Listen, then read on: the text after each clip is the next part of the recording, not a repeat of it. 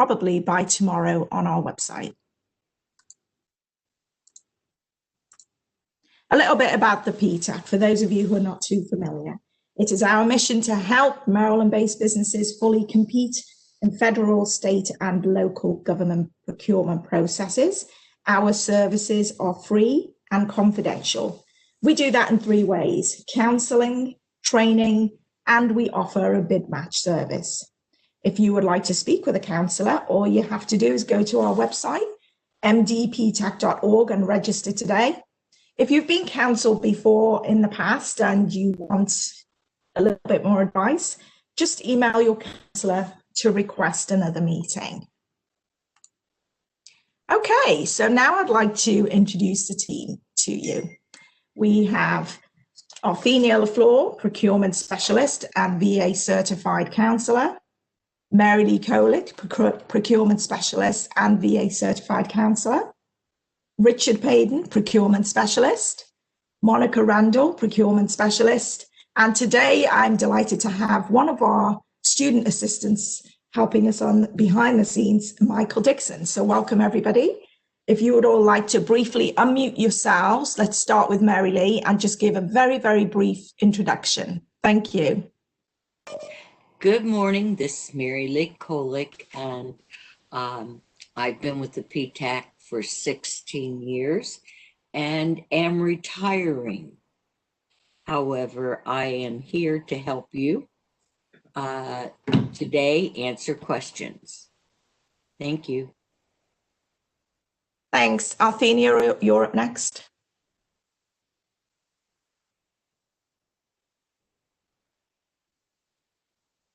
Hi, Arthenia. Hi there, Yasmin.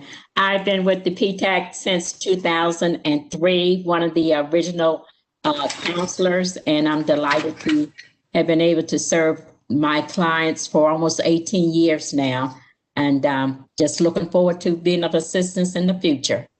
Thank you, Yasmin. Thank you. On to Richard. Good morning. My name is Richard Payden. I'm headquartered sort of in Howard County and cover Howard County in central Maryland. But I also work with a lot of people by phone. And most people that come in, what we work with is making sure that they're properly registered to do business with the government, and explain to them that there are multiple registrations at the state level and different registrations at the county level. And then we progress to the state level where they have to get registered in a thing called SAM. So we do that. And then a lot of people have actually done that before they even call me, which is nice. So they are really calling to try to talk about marketing strategy. They know what they do. They just want to figure out who to call on in the government and how to sell it. Spend a lot of time identifying and qualifying opportunities with them and putting together a sales plan. So, feel free to give me a call. We are assigned. I think you actually have to go through the home office, and then the head office will then assign counselors. But I am located in the central Maryland area, and I do have clients that stretch basically from Frederick all the way to Annapolis. So look forward to working with you. Bye-bye. Thanks, Richard. Monica, you're next. Great. Thank you, Yasmin. My name is Monica Randall, of course, and I've been with PTAC for about a year. So I'm fairly new to the PTAC environment. It's been a great experience. Love working with small businesses. My background is I come from SBA. So I worked for SBA for 23 years and started my own business in 2011, and wanted to come back and make sure I continue to counsel those that are still trying to find their way through the procurement process. So I look forward to working with all of you. That is, if you are assigned to me. Thanks, Monica. And Michael, would you like to say a little hello as well? Yes. Hi, I'm Michael Dixon. I am the assistant under Arthenia LaFleur. I've been at the PTAC for about 2.5 years, and I'm happy about the work that I'm doing. It's a lot of fun being able to help people. Thank you, Michael. That's so nice. We love having you too. And as I said earlier, I am the marketing and training coordinator. I've been here just over 2 years.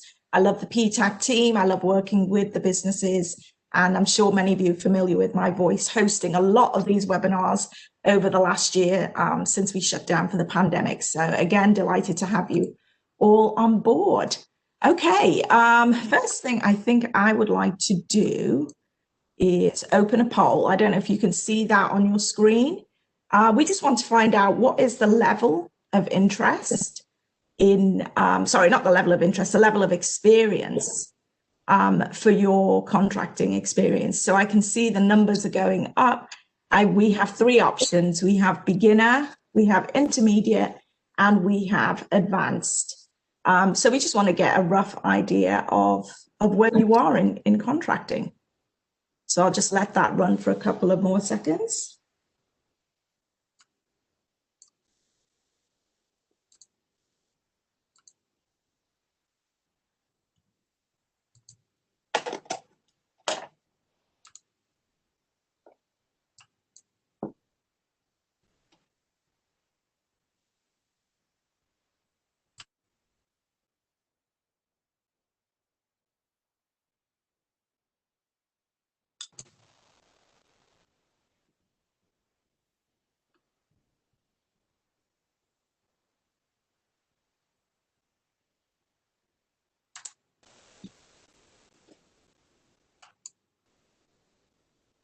Okay, so it looks like we have the majority of you are beginners, and we have some that are intermediate and advanced. So hopefully that will give the panel a good idea of how to pitch the answers to these questions.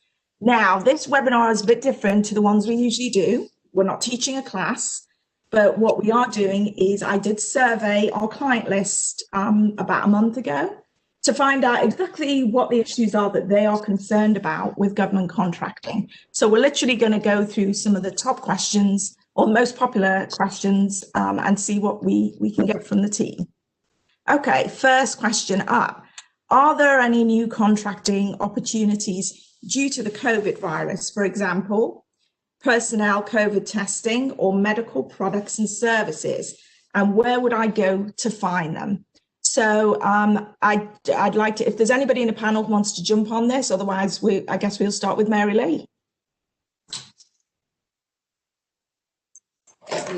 Okay, I would recommend that you go to the Maryland Marketplace portal where you can, hold on, it's, sorry about that. It's at the, what? It's Emma, Maryland Marketplace Advantage, and go in, if you're not registered, you can still do a search on COVID-19 and all of the current projects that are open for bidding, you'll find there, and that's for services and for medical products. On the federal side, I recommend you go to beta.sam.gov and you go to contracting opportunities and search under COVID-19, and you will again receive a listing.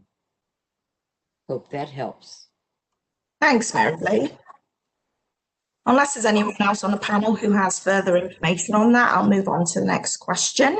And I also wanted to point out to everybody listening that you can type out your questions in the chat box on your screen.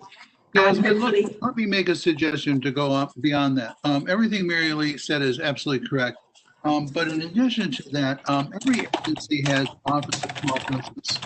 And I encourage you to contact the small business offices and ask them for, if they, one of their jobs is to find organizations that may have a need. And so go to the small business office and ask for who in their organization may be working on or interested in doing some COVID testing. I'm not asking you to do testing, but say you're an IT company, right? Well, there are a lot of scientists out there and a lot of lab guys who are doing analysis and studies, but someone's got to capture all that information in a database, and then from that produce a report.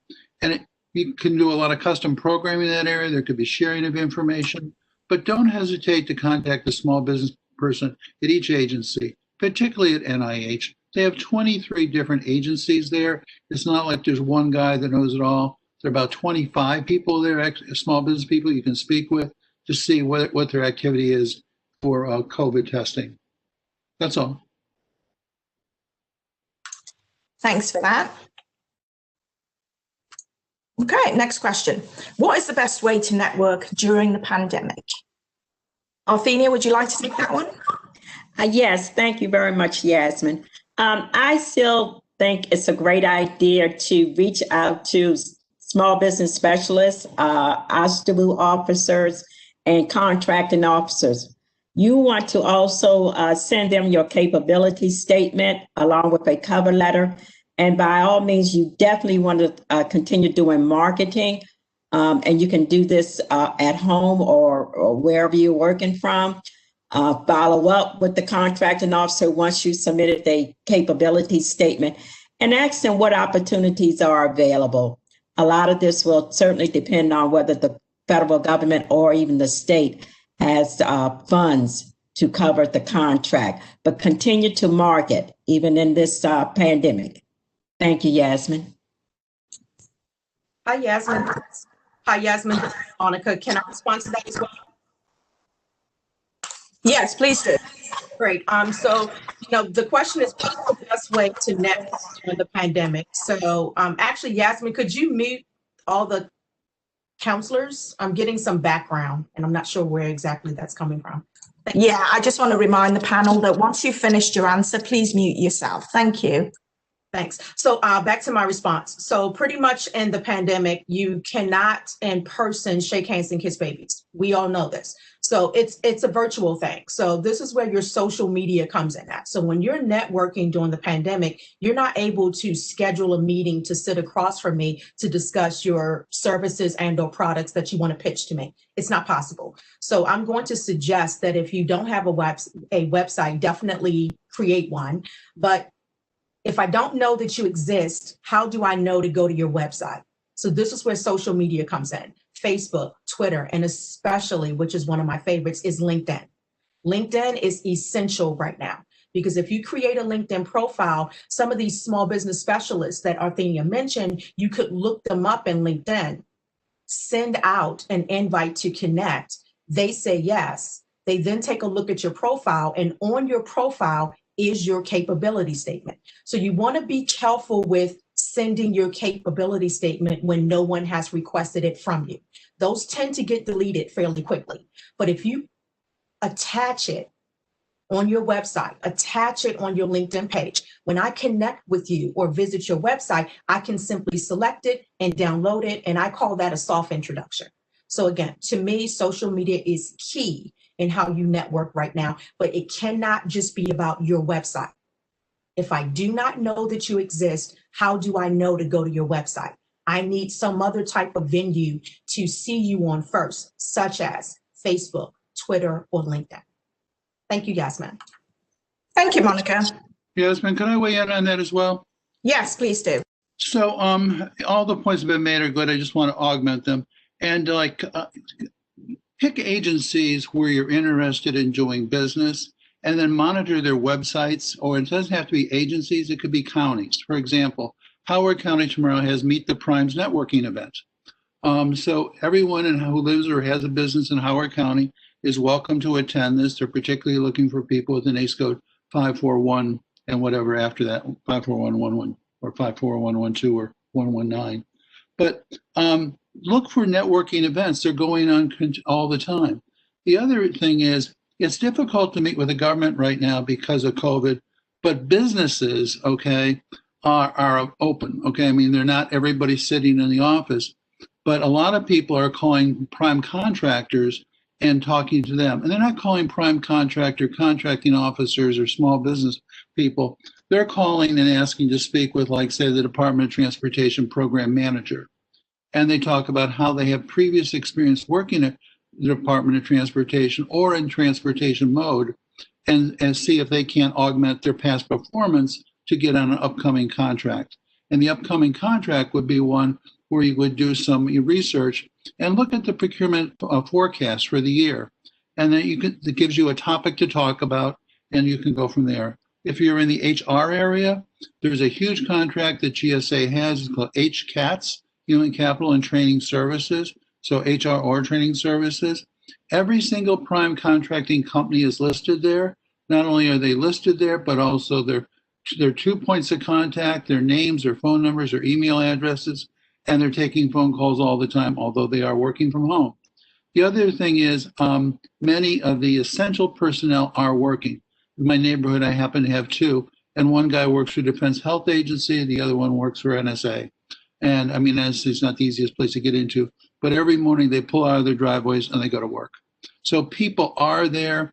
It's just a matter of knowing who to call and trying to calling them. So don't give up just because people tell you can't do it. It can be done. As a matter of fact, Monday morning last week, I started my morning call at 10 o'clock, and Lakeisha called me to tell me that, she started the new year great. She just received a $4 million contract. And I said, you got to be kidding me. It's 10 o'clock on the first day of the year. And she did in a couple hours. And by the way, she was calling me for Defense Health Agency. And a couple hours later, Gary called me, Gary Kaiser, and he called me from NIH. And he just received a contract for, I think it was $68,000. But the point is, they're getting contracts, and he was in the contracting office. So try. Not everybody is shut down. Just be careful. Talk to you soon. Bye-bye. All right. Thanks, Richard. Can I, Okay. Yasmin, Yeah. jump in? To add to everybody's comments on the web, on the federal government side, if you go to acquisition.gov and scroll down to agency recurring procurement forecasts, what you will see are not only agency procurement forecasts, but small business offices. If you click on small business, all the small business websites will be presented to you, and all you need to do is click and see who is holding a very industry days for small businesses and get on their mailing list. So that is one resource that you can always count on, and it's being updated on a regular basis. Okay, thank you, Mary Lee. And we're going to move on to the next question. This one is kind of a double hit of this. How can the PTAC help me secure my first contract, and what can I expect from my counseling sessions? I don't know, anyone in particular wants to tackle this one? How about you, Monica? Would you like to tackle this one? Sure, no problem. So in securing your first contract, for me, if you are assigned to me, I'm about the data. I'm about conducting research to see who procures what you offer. Once that data is gathered and we take a look to see this is the list of those federal agencies or state agencies or local city, county government, these are the ones you need to be marketing to. Then I can assist you in creating a marketing strategy for reaching out to get work. What's reaching out? Looking for the upcoming procurement forecast, attempting to locate that for that particular state agency or federal agency. Next, looking for opportunities to bid on right now. But in order to get to that step, which is where the work is, we first need to figure out who procures what you offer. I don't believe in going to beta.sam and randomly checking things. It's just not my way. So if you are assigned to me, I'm going to have you conduct the research first. Once you gather that hit list, is what I call it, then we know who we need to be reaching out to. And as far as the counseling session goes, again, I'm about the data, but also I'm very structured. So I'm going to give you step 1, step 2, step 3, and I want you to complete those tasks because they're important. Not all of them will be looking for work right now. Some of them will be collecting data, collecting information, researching your potential clients, to see if they are a good fit and that there's synergy, getting some homework done, looking for upcoming events, those types of things first. Then we'll jump into the actual finding the work. And I haven't had any complaints in regards to having my my clients do the data first, conduct the data, complete the research, and then jump into finding the work. They seem to enjoy that exercise because they were really unaware of who really buys what they sell. So that's pretty much how, if you were assigned to me, that's how my counseling sessions go. If I may, I'd like to jump in. Okay.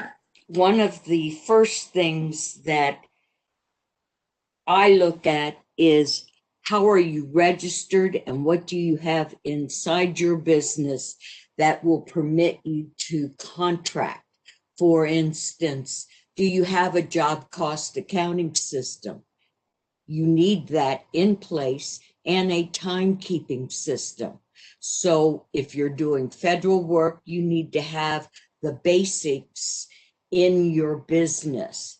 There is on our website a contract readiness checklist.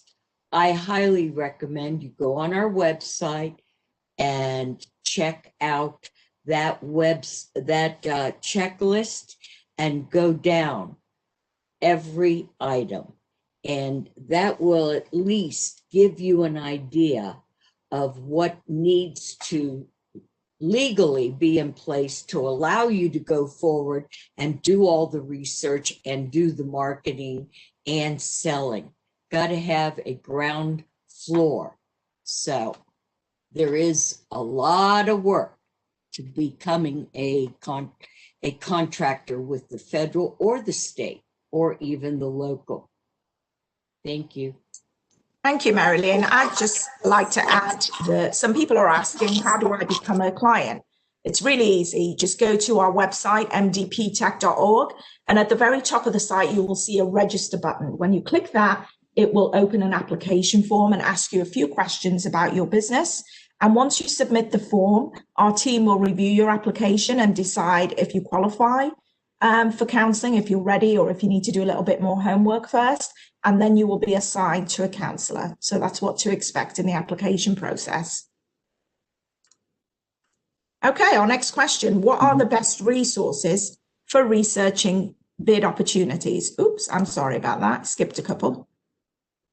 I do apologize. Got a bit carried away with my mouse button there. So let's go back. Here we are. What are the best resources for researching bid opportunities? Would you like to tackle this, Althenia? Of course. Thank you, Yasmin. One of the first ones, especially if you are new to the government contracting arena, it's, I think, with the local government. I happen to like CityBuy, which is where the city of Baltimore advertises its goods and services. My other favorite two are Emma and the Small Business Reserve Program. Small Business Reserve Program and Emma are programs within the state of Maryland. And again, if you are a startup or you don't have a lot of money for startup funding, start on the local basis with Emma, Small Business Reserve Program, and any of the counties, Anne Arundel County, Baltimore County, and don't forget the schools and the universities. If you are a little more advanced, as Marilee and Monica mentioned, you may want to also go to beta.sam, or you may also start doing the research as Monica has stated, looking at federal procurement data system, looking at which contracts will be expiring, and what are new opportunities and set-aside contracts. Thank you, Yasmin.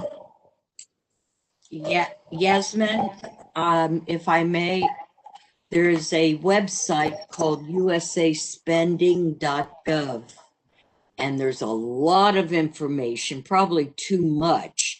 However, you can search by agency, see how much they have in the budget. You can search by NAICS code and find out who is buying what you sell.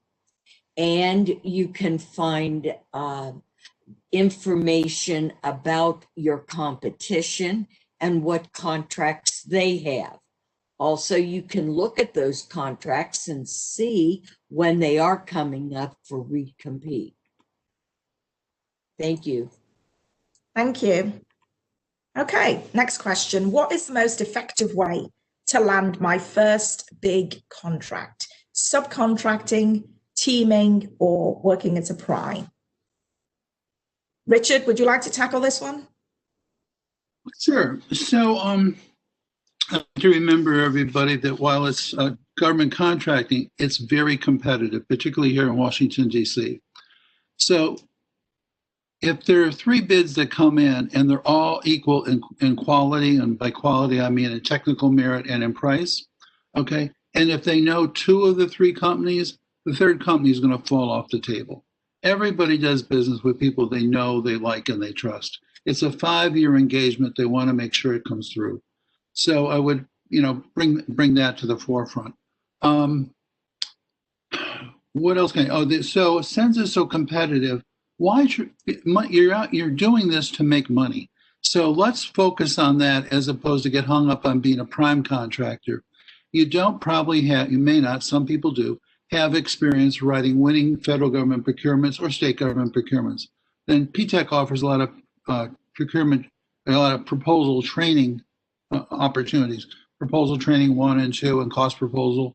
But why not find an opportunity like we were talking about earlier, and then you find the opportunity, you identify the agency, and then you approach a couple of prime contractors and you try to be a subcontractor to them. I work for a large corporation, and when we found somebody we wanted to work with, we only asked them for 3 things. And one was their logo. Check that, it's easy. Number 2, 3 to 5 sentences of why they're appropriate for the task. And another 3 to 5 sentences for why they're going to do the skill set that we ask for, like statistical analysis or something. So it's very limited input from you. The prime contractor is going to have multiple subcontractors, so they can only give each subcontractor about 1/3 of a page, and they're going to rewrite it, and you're going to have the luxury of sitting in on their teaming meetings when the whole team gets together for the proposal. And you can listen to what's been done and what the hard spots are. And lots of times you can pick up additional work at those subcontracting meetings. So I would encourage you to find good opportunities and then try to get your first contract as a subcontractor. The competition's taken away, the proposal headaches are taken away, the pricing headaches are taken away, and you're just hoping that you pick the right company to team with to win. That's my input. Okay, thank you. Anyone else? Yes, and I just want to piggyback on what Richard had also talked about subcontracting. I generally advise my clients, if they're new to the government arena, they probably want to start off being a subcontractor and at least get 3 years of past performance as a subcontractor, and then you're ready to bid on larger contracts, and you're also at that time hopefully ready to bid on or receive GWACs or other government contracting vehicles that will position you to win larger contracts and be a prime. Thank you, Yasmin. Thanks, Althenia. I just have a follow-up from that. You talked about larger contracts, but somebody in the audience, Catherine, is asking, how can I get a small no-bid contract for $25,000 or less? Anybody want to tackle that one? Yeah, I will. So, Mark, what was the lady's name? It's Catherine. Hi, Catherine. This is Richard. The thing you got to do there, those are not really advertised, okay? It's really proactive marketing. And you need to, meet with somebody, and I encourage you to say hello to your neighbors. A lot of people don't, and find out what agencies they work on and see if they can help you, get in touch with the organization. You don't want to really go in and talk to a decision maker at first. You want to talk to someone who's on the team, whatever specialty you're in, and find out what some of their issues are, or what some of their problems are, and then go on afterwards and talk to a decision maker and mention how you have past performance doing the work that they're looking for. Maybe as an employee or as a 1099 employee, or, as a contractor. But you want to start there, and then you can start for under 25. It's not advertised, but also you can go lower than that. You can go to $10,000. At the $10,000 threshold, you're eligible for purchase card orders. But again, it's proactive marketing. You have to have some past performance, so you're going to try to market over and over again to other people until you find someone who has an interest in it. And then if it's going to be something you could do for $7,500 or $9,000, a purchase card is great. But a lot of people forget is that with a purchase card, you don't go to contracts. The guy's got a credit card in his desk drawer and he just uses it when you're through and he pays you, and you have to get the money by state law within 48 hours. So why go through all the trouble of invoicing and going to contracts and writing proposals when you can do all this work verbally? And that's very common, by the way, at the county level. You got to spend a little time, and the counselors will help you understand what the different procurement thresholds are at different counties. But a lot of their work is either simple contracting officer's discretion or informal bid. An informal bid means they could call 2 or 3 companies, and the reason they call the third one because the first 2 weren't available. They find someone that could do the work and they give it to them. But that's calling them and finding out. But these credit cards are really great ways to get fast cash. So I hope that helps. But the answer would be they're not advertised, but you have to do it through proactive marketing and just sell your past performance and talk to other people that that you just don't know that well, and get to know. And people, you're not asking them for an order, you're just asking them to be what I call an inside champion, to direct you to someone on a team where you can learn about what they're doing. Hope that's helpful. Okay, thank you, Richard. Hey, yeah, Yes, Monica. Yeah, I just wanted to add one thing. Richard mentioned about not being publicized, and yes, usually under $25,000, they typically are not. But anything $25,000 or more, it by law must be published in beta.sam. So if your magical number is $25,000, you will be able to find some of those requirements in beta.sam. But you have to do what every counselor has said today. You need to first figure out who you want to do business with versus just going in beta.sam and doing a random search. That just takes so much time and energy versus if you made it more strategic. But again, anything over $25,000 by law must be published in beta.sam. Okay, thank you. So we'll go on to the next question. How do I pick the right agencies to target, and where do I find their procurement forecasts? Oh, this is a good one. Arthenia, would you like to, or Mary Lee? Yeah, I'll start. Monica had mentioned also earlier, and I agreed that first of all, you really do need to know the mission statement of the agency. Look at USA spending, and you can get some idea of what or how much that agency has spent within the last fiscal year. I like to just do much more market research to find out what contracting vehicles does that agency honor? Is it GSA schedule? Do they strictly do requests for proposals? Do they strictly do RFQs?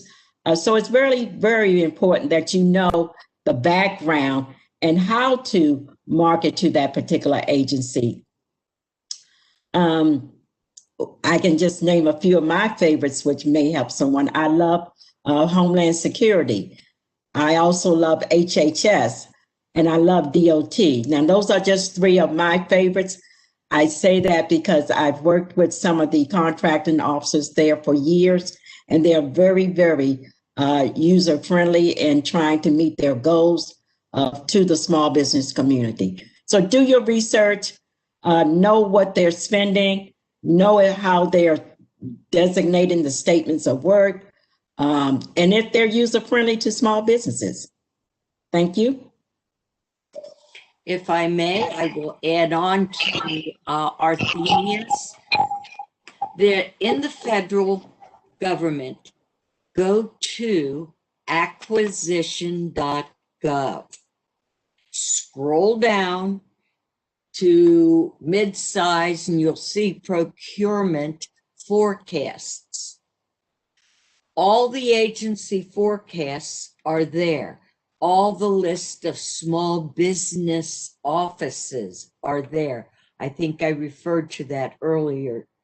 Also, you can find a listing of all the agency liaison offices and people with phone numbers and with email. They recommend you email and you will get a response back because they just can't answer all the calls. So with your tape statement and or your information about your company, attach it to an email and send it. But first, don't just go to all the agencies. Do your research. Selling is really almost 90% research and 10% FaceTime. So you need to do that research using the websites that we have given. Thank you. Okay, thank you for Yes. that. Yasmin, it's Monica. Can I add just a little bit? Sure. For the procurement forecast, like these question asked, where do I find them? You will find them on the agency's website if it's published. Not every agency publishes their procurement forecast. I can remember spending hours on an agency's website trying to find the procurement forecast, and I just couldn't find it because it's not something that's mandated by Congress, meaning Congress has not said to every single federal agency that exists in the world, you must publish your procurement forecast. That doesn't exist. So be careful when you go looking and you don't find it. It just means that agency doesn't publicize it. But I am a go directly to the agency's website and find three things. Find out who they are, what they do, make sure that there's synergy there. Secondly, look for upcoming events. Anything that they have coming up, virtual, or like Richard said, some agencies are doing things in person. That's great. Find those events, register, attend. And then lastly, I want to look for procurement forecasts if they publicize it. And then I want to also look for current opportunities for bid. But I am one where I want to hear it from the horse's mouth.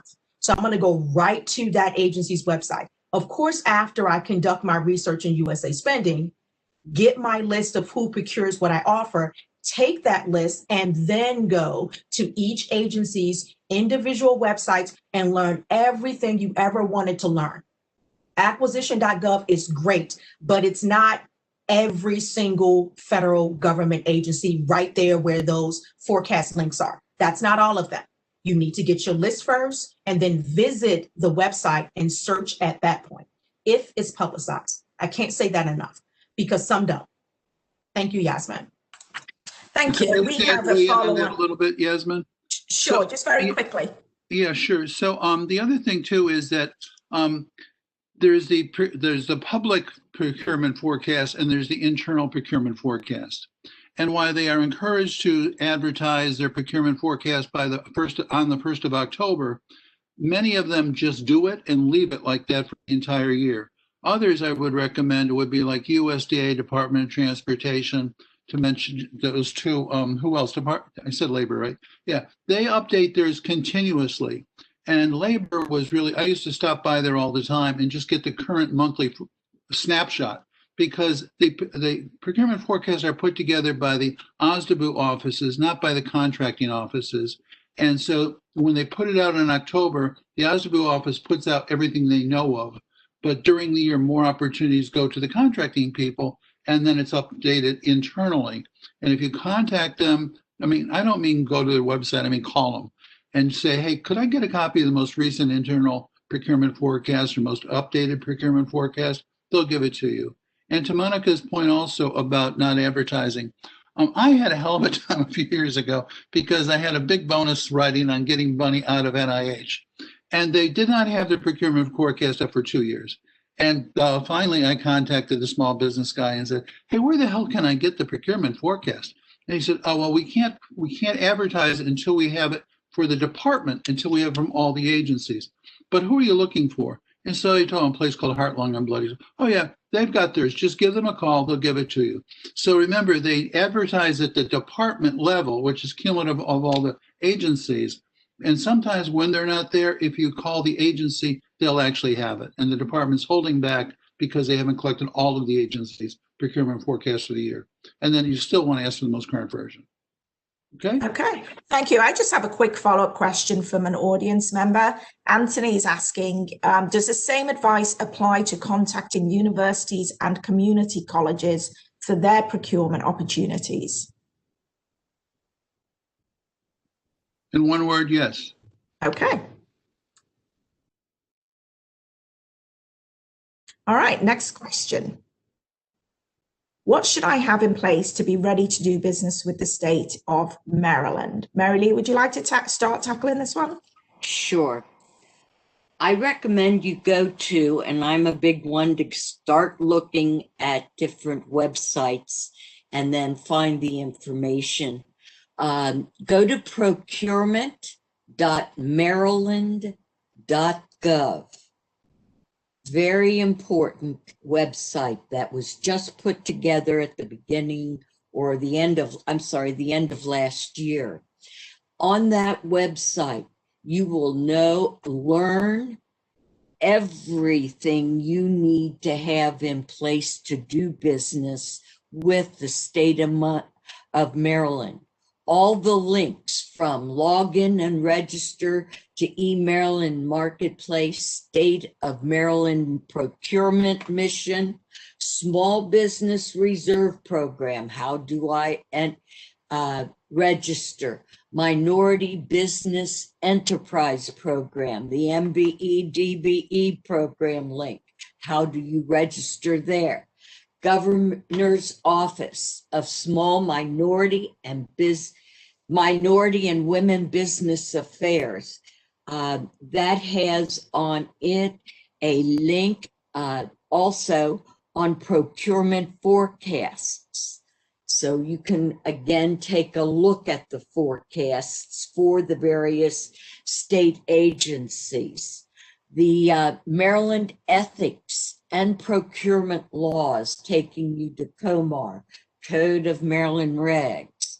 How to do business with the state of Maryland is the newest link, and it has videos, training sessions, and everything on how to respond to a proposal and so forth.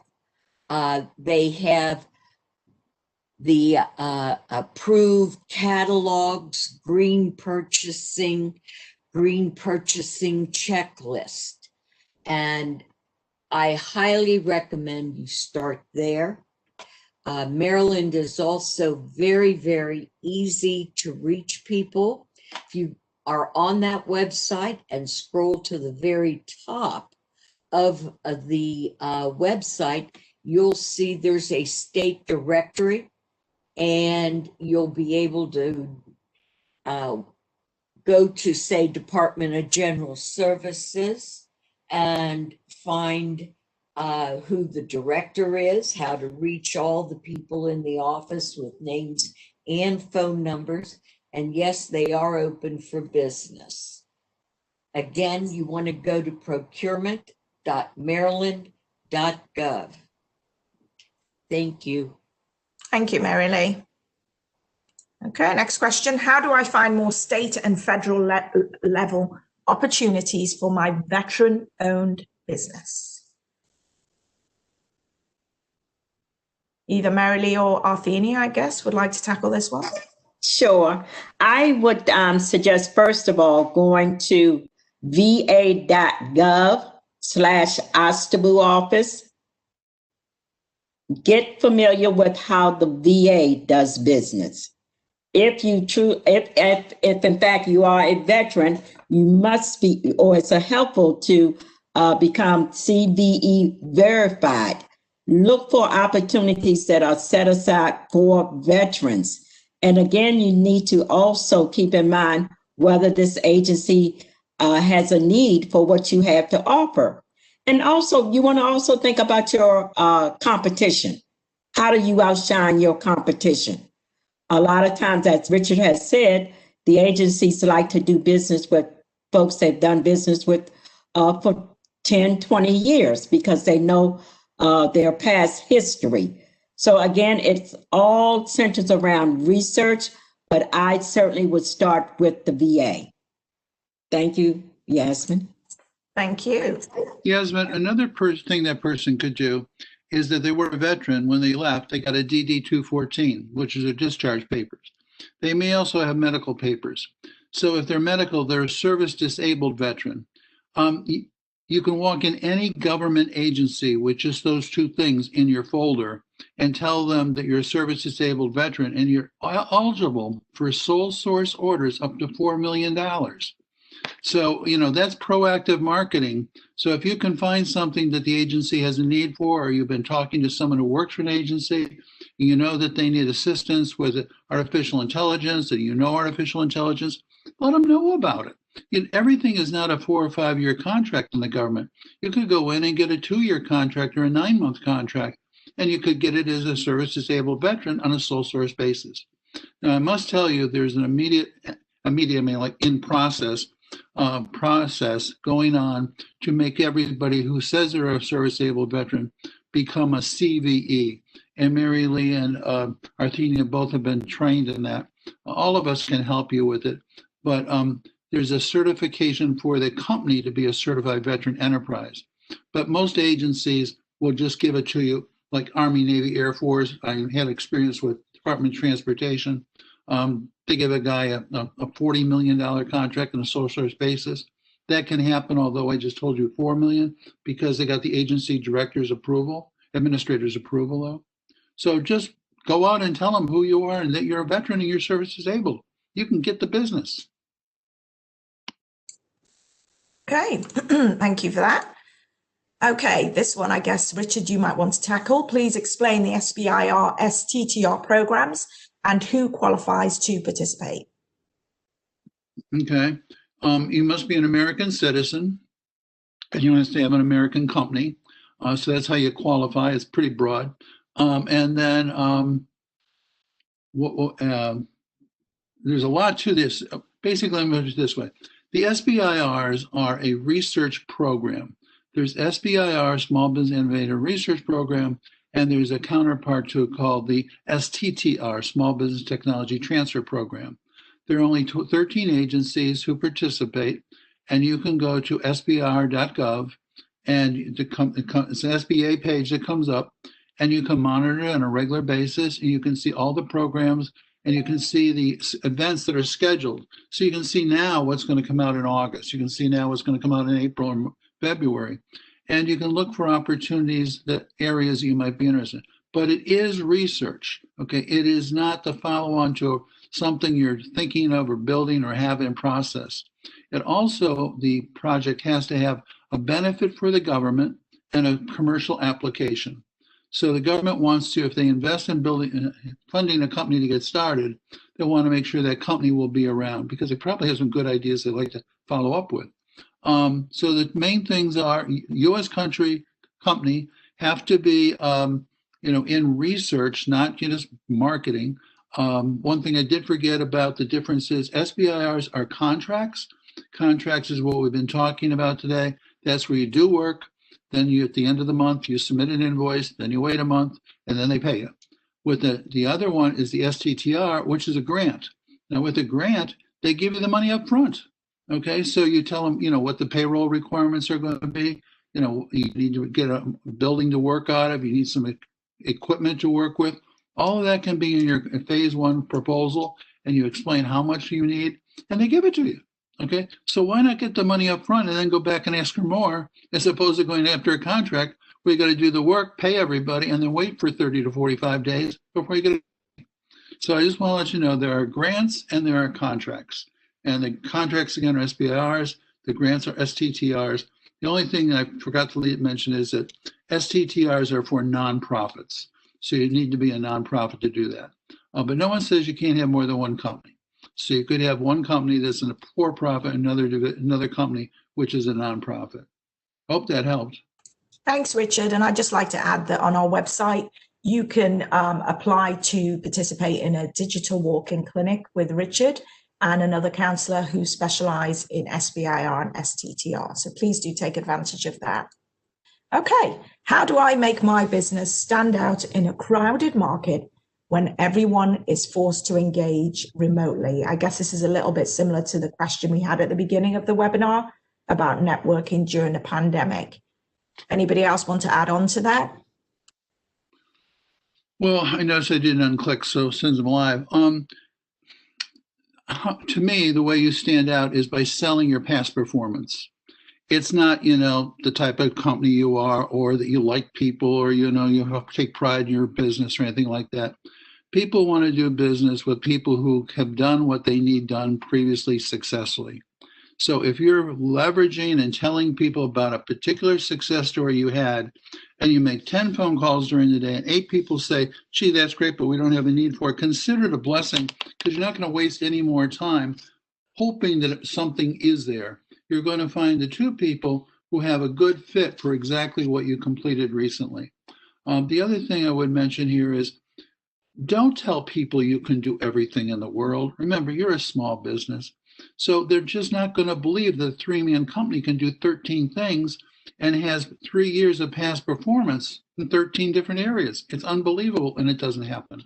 So sell a project that you've done very successfully.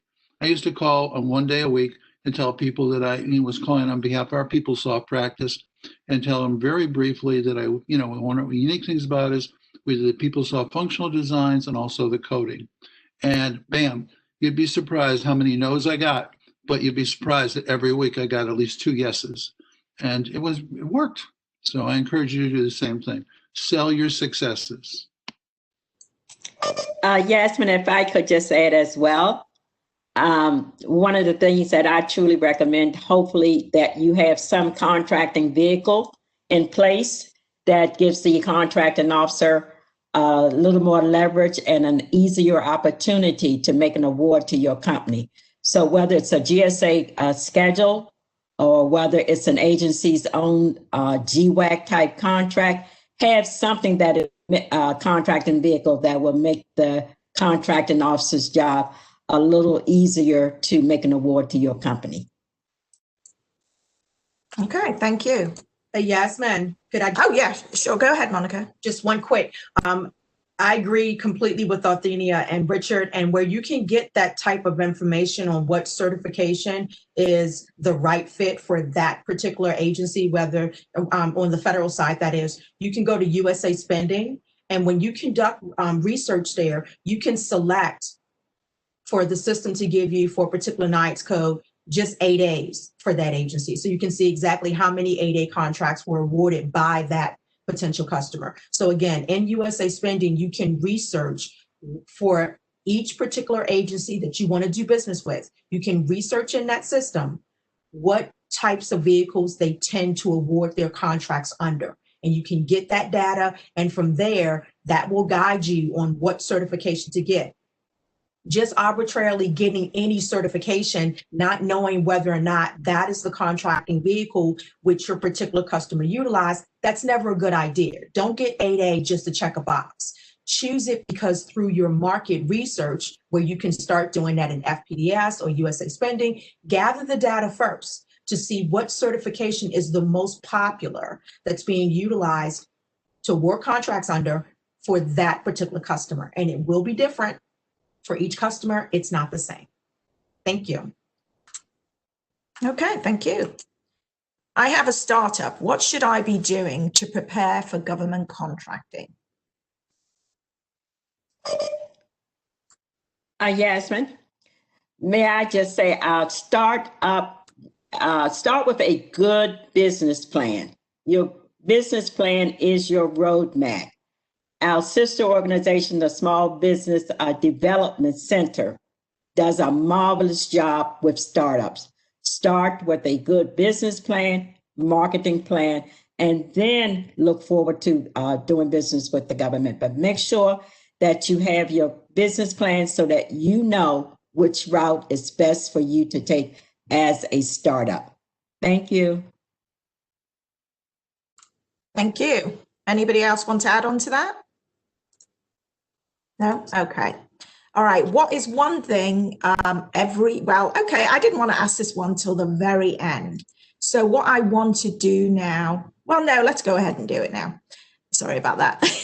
What is one thing every business should do this year to improve their chances of winning a contract? And I'd just like to go around the table, and if each of you could give a brief answer of what you think is the most important thing to focus on for businesses this year. I'll start on Yasmin. I think funding. it's so sad, but I have seen too many contractors win great contracts, but do not have startup capital to even get the equipment they need once they have won the contract. So my answer will be financing. Thank you. My answer would be to have a sales plan, very similar to what Arthenia was talking about a few minutes ago, a business plan. But identify the agencies that you're going to call on, identify what you're going to be selling to them. And these things should have been thought out before you got into this. So last year or during the holidays would have been a great time to do the research we've been talking about, so that when you hit the ground in January, you know who you're going to call on, you know they buy what you want, and you've already determined that you're going to go after as a prime or as a sub. So put together a sales plan.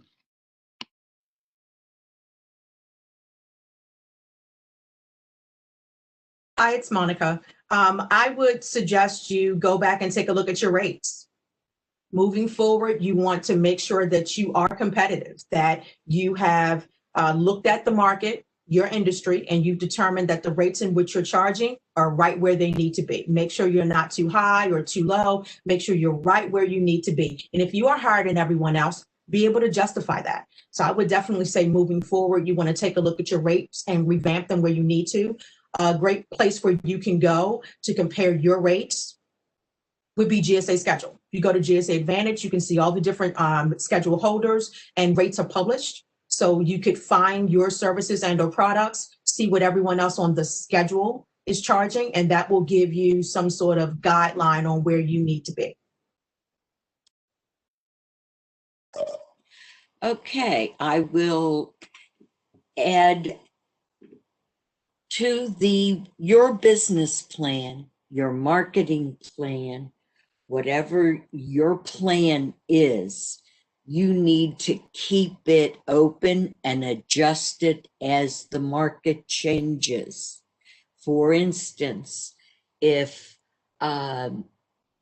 you can lose your business if you're not watching how the market in your community actually is purchasing goods and services. So you need to adjust your plan and accordingly to what's happening outside of your business. So work your plan, adjust it accordingly, and obtain new business. Okay, thank you. I think we've heard from everybody. So we literally only have a couple of minutes left before we start wrapping up. And there are a couple of questions from the audience members that I'd like to ask. One is from Catherine, who says, is there a current list of prime contractors who have been awarded contracts? I would like to find a partner. Sorry, I would like to partner with a prime contractor.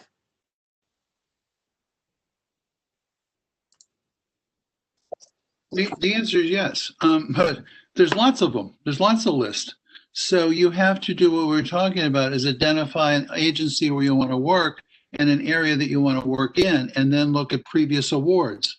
So you can use a variety of sources we've talked about, like the USA Spending, EMA, another one, FPDMS, and go in there and see who's won these contracts. And the other one too is pretty easy, is betasam.gov. So you can find a list of contractors, and there are also associations. For example, up where Monica lives, there's a Northeast Technology Council. All the contractors that do business at Aberdeen Proving Ground are listed there. Their names, their addresses, their email addresses. So you can contact all those guys if you want to just do a broad span, but I was initially suggesting more focus based on a technology or specific capability. But the contractor lists are available. You can find the same thing for the Navy and the Army. They're often regional or local, but they're there. Yasmin, I'm going to have to say goodbye, but I've enjoyed talking to the audience and hope people found my comments helpful. Bye-bye. Well, Richard, we're going to wrap up anyway. So I just want to remind everybody that we are here to help you, okay? It's your tax dollars paying for this service. It is free. It is confidential. And as you can hear from the experts on the panel this morning, they really know their stuff. They have many, many years of experience of helping businesses be successful and be prepared for government contracting. So we do encourage you, if you're a Maryland-based business, to sign up for counseling today. If your business is based in Virginia, DC, or another state, if you just go to APTAC, which is the main umbrella organization we belong to, and type in your state, it will recommend your local PTAC. So please do go and ask for help. They are here to help you.